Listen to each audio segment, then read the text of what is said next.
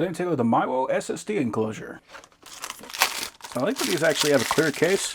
That way you can see exactly which drive we put inside here. You can see it has our SATA interface there on the front, and we've got a piece of foam in there to make sure it's not rattling around. And we've got a USB-C port there on the back. It comes with a cable. It's USB-A to USB-C. So you can just separate the case by sliding the top off, then drop in our hard drive, and put the case back on. Then our cable, and we'll plug that into the laptop. So we got a blue LED on there, so we know that it is actually doing something. Oh, okay, so that did pick it up right away. And it does play those files. So now let's do a speed test.